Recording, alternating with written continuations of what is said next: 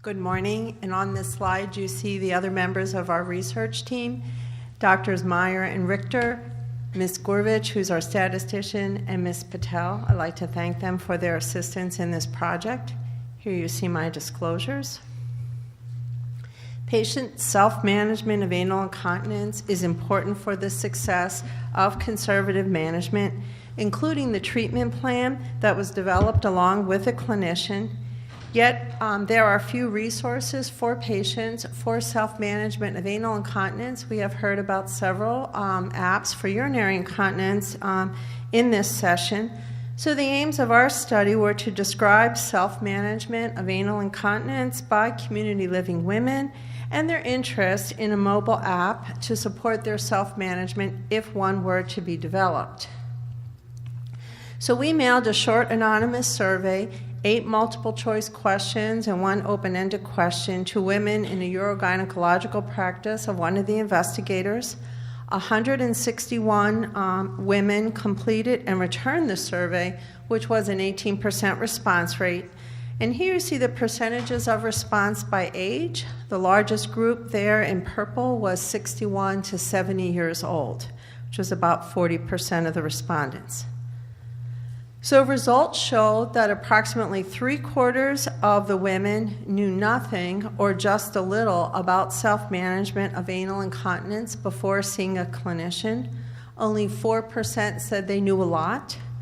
Among those using some self-management, approximately 3/4 of those said it was not effective or only a little effective, and only 5% said their self-management was very effective. This graph shows that there was good interest in the various age groups of women in having a mobile app to support their self-management of anal incontinence if one were to be developed. The blue color on this slide shows that there's a lot of interest, whereas the pink color shows that there is some interest.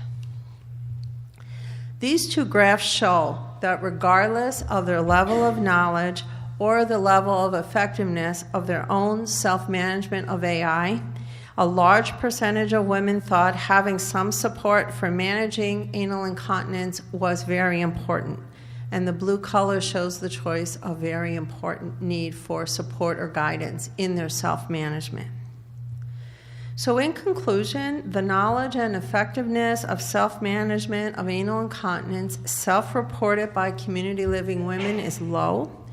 Women are interested in a mobile app to support their self-management, including a plan developed by a clinician.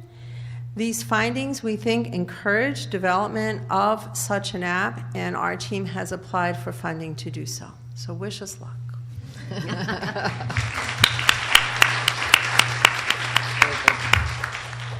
We certainly do wish you luck. Any questions?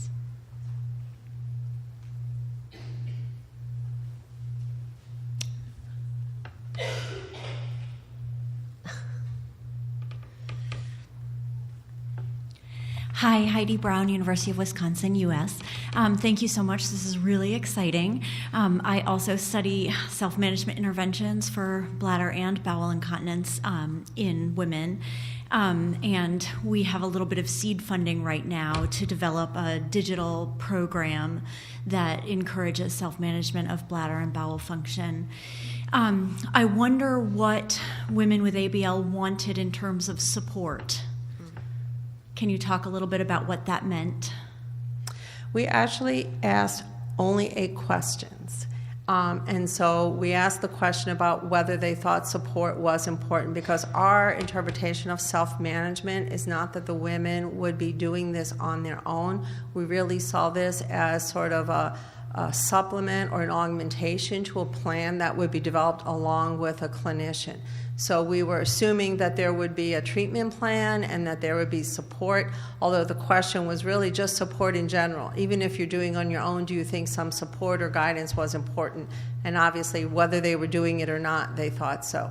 We had some open-ended comments, and as you may well, the comments are like, there's nothing out there for me. No one thinks of us. This is really needed. So, I mean, our long-term experience with patients with ABL is they really feel neglected, and really having this type of they really see as a major advance for them. So would it be fair to say, thank you, would it be fair to say support meaning like with a clinician? No, I think they really, well, either from a clinician or through the app. We just didn't know if there was interest in an app. You saw the age group, and someone earlier mentioned that it's the younger group that was interested in app. I mean, these were over 50, all the way, and even in the 80 group, there was high interest in using some type of app. So that's what we were found the interested same thing doing a community sample of women, not even care seekers, because we wanted to understand how women outside of the healthcare system might perceive a digital intervention, and there was high interest even in those over 80-year-olds for a digital intervention. So I think we underestimate how connected the older folks are. I think one of the things we found in our work is that women actually want to be able to talk to one another, want support from peers also suffering with the condition. So I was wondering if that came up at all in your comments. I would say that wasn't the implication of the idea of support. Okay. And I'm not sure that would be, sort of with the HIPAA requirements in this, whether that would be actually possible. It would have to be a different additive to this app if we were considering to do that. Thank you very much. Thank you very much. Well done. Well done.